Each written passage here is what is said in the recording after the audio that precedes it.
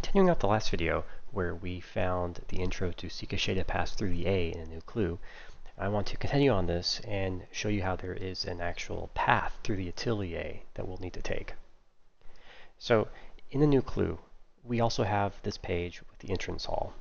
And over here in this bottom left, we have the vase where the moon microchip was. And if you notice, it's on the center between where the maid's chamber is and where the entrance hall is, basically on this yellow path.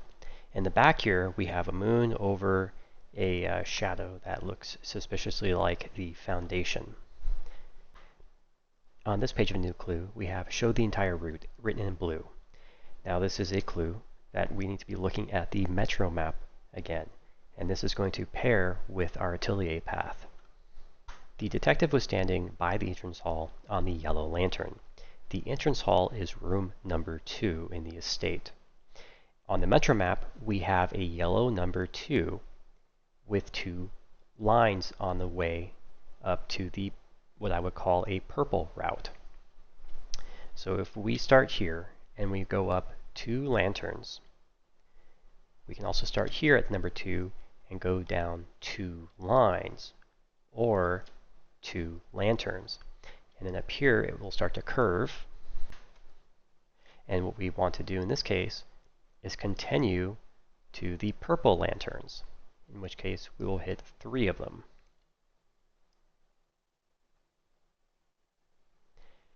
And then we're about to enter number 14.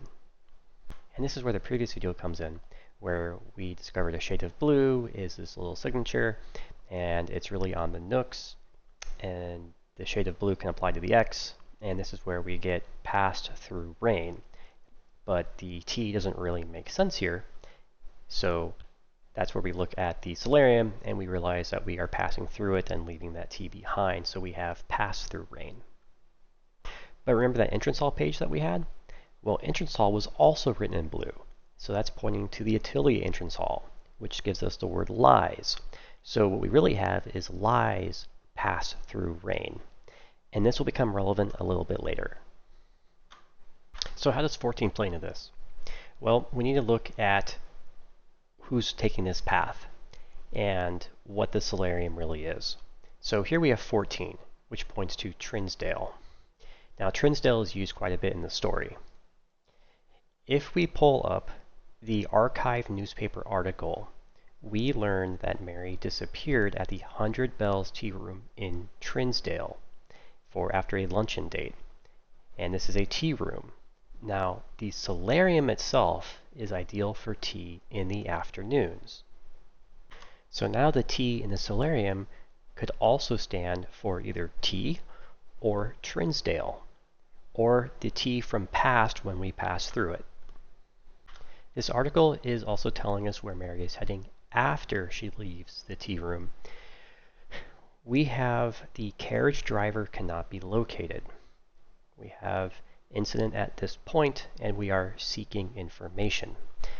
Now, if we do some light wordplay, carriage could really be talking about a cartridge, such as a cartridge that a vintage radio might take.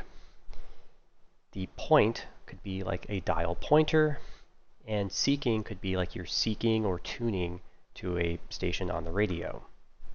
So let's take that path up to the Nook.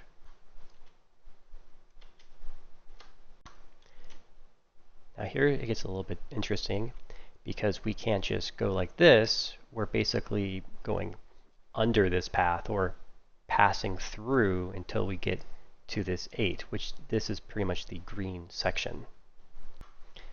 And then we head up and pass a green lantern. But can we do that? Yes, we can, because we passed through the solarium and left our T behind. And so now we just started here and are working our way back up. Where do we go from here? It's time to find some more information. If we look into the Reddington guidebook and look for this section on the map, we can find Trinsdale Lake.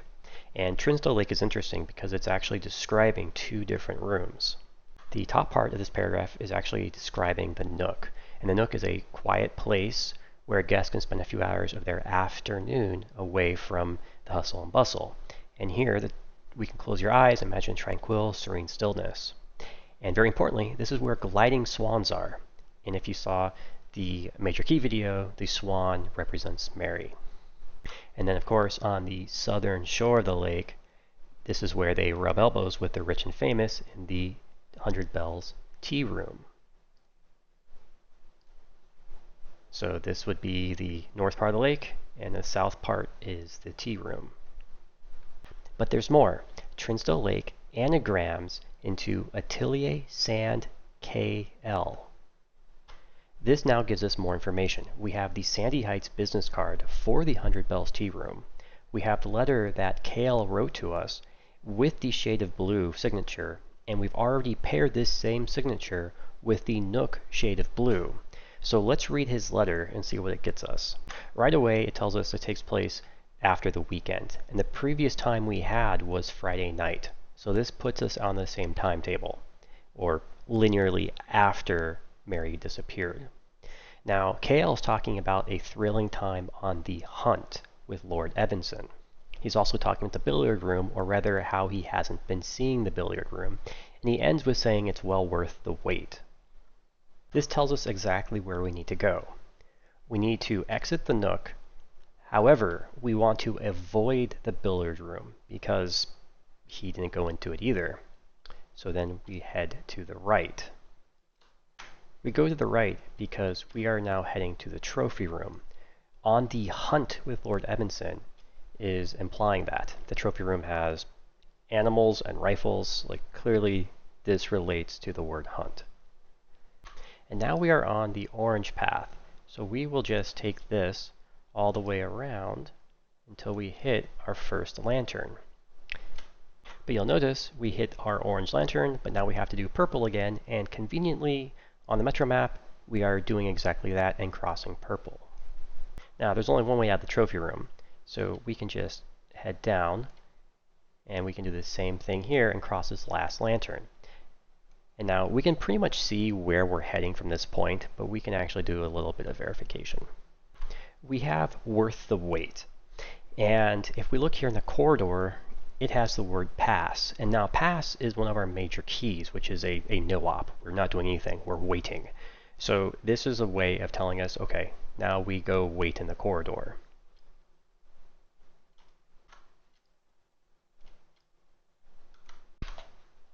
And we do the exact same thing on the Metro map. Now the next part gets interesting because up next is a 1 that's on a dark path with 3 connection points. And if you look right above us, we have the foundation, which is room number 1 with 3 connection points. And there is a red, which we haven't taken yet, which we can assume is the dark path. But we can't get to it.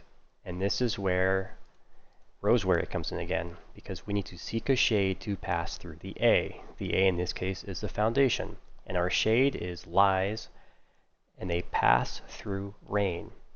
And we have a lie, the word pass, and then rain right above it. But there's a wall in the way, you might say, and you would be correct. Remember that fish tank, that hallway-themed fish tank in the center of the aquarium? That had that blue memo saying that it contains a red herring? Well, that center hallway-themed fish tank saying there's a red herring is really talking about the center hallway of the atelier containing a red herring right behind it. In the center of that hallway is a Mora box. A Mora box that is blue for Mount Holly variation with a T on the default layout. A T just like the solarium has when we passed through it. Remember the KL letter? I didn't need to know the rules of darts to play your variation. The Mount Holly variation is this box, and KL is talking about playing our variation. This box is the truth, and there is a lie behind it. Remember Lord Evanson in the KL letter? He's used one other place in A Sightseer's Guide to Reddington, which also has a shade of blue signature. And there's clues in this book, but there is also, below Lord Evanson, M. Lowry. M. Lowry wrote a letter in the parlor room explaining how to play the logic game. This letter has a lot going on with it, but for our current context, it is telling us what we need to do to complete this puzzle. Lowry is talking about 3 boxes of different colors. Now, the boxes he's actually talking about here are the 3 Mora boxes you pass through in this Atelier Path. You have the Nook with the Raja, or violet color. You have the trophy room with Mora or white, and then you have the corridor with our blue, or truth color. He goes on to say you had pressed me to write with the particulars of this game. Now, pressed me took a while to pinpoint, but we have PM, pressed me, or PM as in 5 p.m. When I found the time, 5 p.m. is the time he found, 5 pressed me. So what does pressed me imply? Well, also related to Sandy Heights, we have a drop-off address which is 5 digits long. A small garage on the south edge of Trinsdale. What do we do with a 5-digit number? Well, we could take a 5-digit number and enter it into the Mora boxes, because the Mora boxes look suspiciously like a keypad where you have 9 digits, you have a corner button which could be enter, and we do later learn that the corner button almost certainly is enter.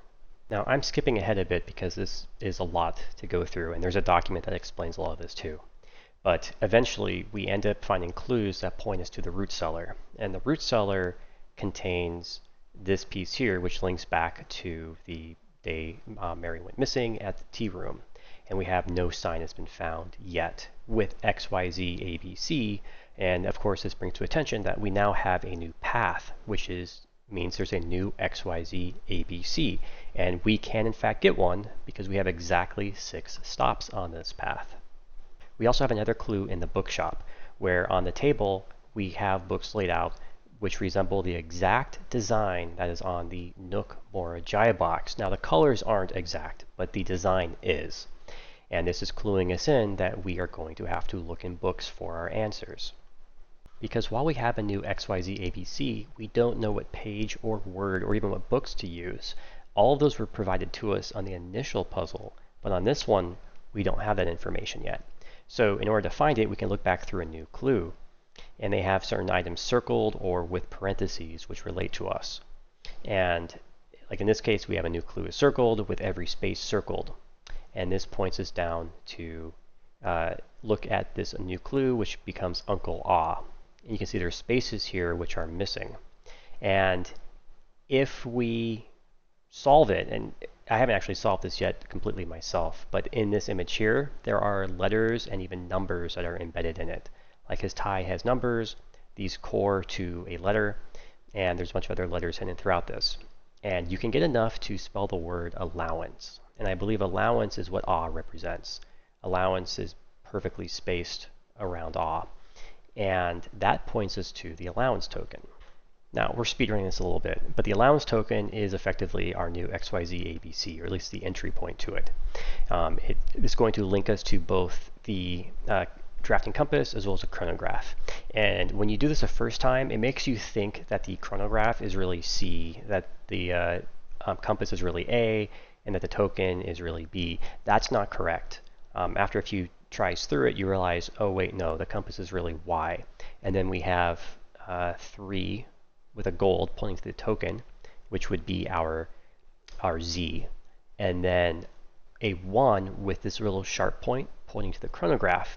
And it's kind of hard to see here, but this side is actually the exact same shape as this. So it's trying to tell you that, okay, these are pointing to each other, they are connected. The chronograph is not really C, it's really an X. So we have X, Y, and Z. And here you can see the similarities. Another interesting point is in the Atelier entrance. If you go clockwise from the door, the room letters will spell no ABCs or Gs. And this was discovered by someone in the Blueprints Discord server, and it appears to relate directly to this puzzle because there are no ABCs. We only have XYZs, and it is working with these. As for Gs, I'm not entirely certain on this yet, but I believe it might refer to zeros. There may be no zeros in the answer because, well, for one, we don't have a zero key. The other thing that still needs to be examined is the allowance token itself says do not make allowances. And we haven't finished the rest of the Uncle Ah. And so we don't know what this means. It could say like unclean allowance or something to that effect. And it could literally mean that we have to remove all of our allowance tokens, such as by spending our stars and then powering the laundry room and swapping them to 0. I don't know, but we do have the token basically telling us that. So that might end up being a trigger, if not this for this puzzle, a later one.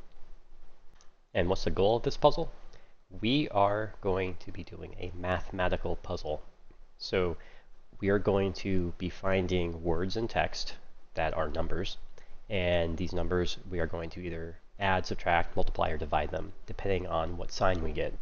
And hopefully when we're done, we'll have a 5-digit number, at least for the first part of the puzzle, the Nook. It is going to have variation and differences for the trophy room and the corridor. I want to cover a few examples of the cipher being used. So to start with, let's go over the article from the archives where Mary went missing.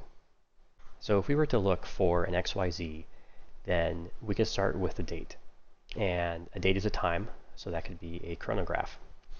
No trace would most likely equate to the drafting compass because you can trace with it, you can write with it, you draw with it. This also gets sort of reconfirmed because it talks about how Mary is an author and illustrator.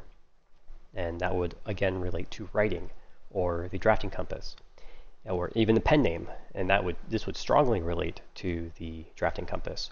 And then we have another time and date below it, which would again relate to the chronograph. Now, if we go off the assumption that the first appearance is the word, or I'm sorry, the page, and the second appearance is the word, that would give us the chronograph is page 2 with the drafting compass would be word 14. As for the book, it's talking about her disappearing in the tea room in Trinsdale, and we happen to know about the tea room in Trinsdale and that it really is the solarium. And in the solarium, we have a 2-page letter to Mr. Nogula, the current groundskeeper. And in it, Bridget is referring that Anne wanted to remind Nogula about how to access the inner cloister to save him stern words, so which could kind of translate to either Bridget or Anne is an authority figure. And what they did is they illustrated a diagram. And back here we have local authorities, and Mary is an illustrator. We also have this word that stands out of character with 2 hyphens, and that's actually very relevant because on page 2 of this we have cloister grounds access, while face to face hyphenated. With an angel, please press the base of the 2 pillars on either side of you. So we are on page 2, word 1, 2, 3, 4, 5, 6, 7, 8, 9, 10, 11, 12, 13, 14. And we land right on the number 2. Here's an example of several documents linking to each other and maintaining context across them. So the drop-off address is 5 digits.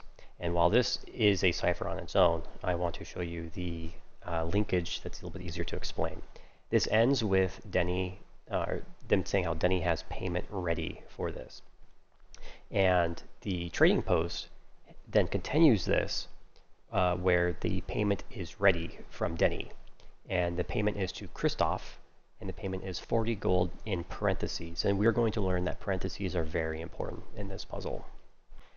And on this letter itself, there is also a cipher here, and we can go through and try to figure out what this is. So we start with gold, which would be allowance token or money. So this would be 8. And then it ends with, the sentence ends with last week. And so there we have time. So right now we have a page of 8, a word of 2. And it doesn't really look like anything else in here is going to counter that. Increasing suspicion is probably a sign saying that we're going to be adding this. And the book in question here, well, it's Denny wrote this letter, and he also has this word, beholden to you. So beholden is something that Denny has said before. In his handbook, the original Gardener's Handbook, several pages in, he talks about Christoph is under his thumb and beholden to do whatever I command. So this is all a way of kind of linking these documents to each other. So if we start at the top, and our assumption was it was page 8, word 2. We have 1, it's the title page, 2, 3, 4, 5, 6, 7, 8. Word 1, 2.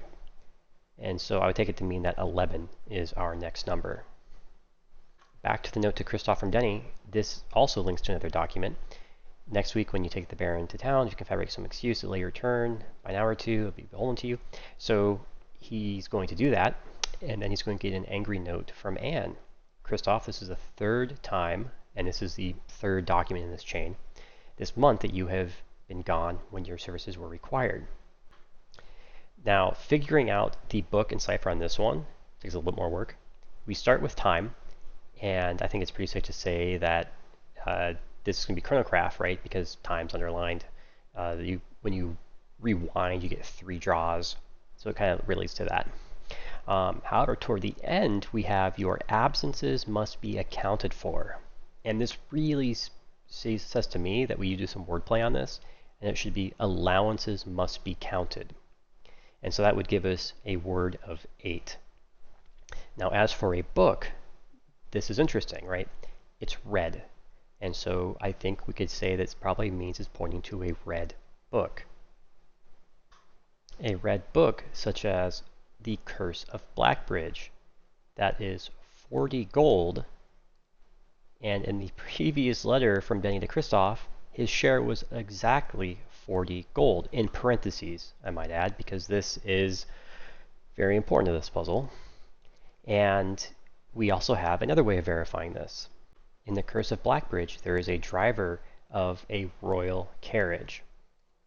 Just like in this red letter to Christoph, they're saying how he is a driver for his lordship. So this is a way of linking these two books together in addition to the red text, in addition to the 40 gold. And so again, we think we start with time as our page, and we think allowances is our word, which would give us a page of 2, a word of 8. So if we switch back to Curse of Blackbridge, we have page 1, page 2, 1, 2, 3, 4, 5, 6, 7, 8. And once again, we land on the number 1. Now in this document, there is so much going on. It's worthy of a video on its own. But to show you one part of this, that we can link together words to create context. So in here we have, let's just focus on this one. The original compendium was in archival storage. And this is telling us something very important within this particular phrase. Archival storage sounds a lot like the archives and the storeroom. And it's directing us to those two rooms together. So if we were to go to the storeroom, in the storeroom there is, I believe, just one document, and it's of Swinburne. And if you want to know what the point of this was, it's so you can use this as context within the archives. Because there's a lot of articles in the archives, but there are 2 in particular relating directly to Swinburne. And I believe what this is doing is it's telling us to look directly within this article and this article. And I think they are being treated as separate pages, so I don't think we actually start with a date on these. And if that's the case, let's start with the one on the left. Popular children's writer, Marigold. So we have writer first, so that should indicate the drafting compass at page 14. Adds yet another feather to her scholastic cap when she discovered on Thursday. So this should be date, so it would be word 2. And it says adds yet, so this is going to be an addition. Now it's directing us right to Swinburne, and I think it's a pretty safe bet that's the book we're going to use on this one.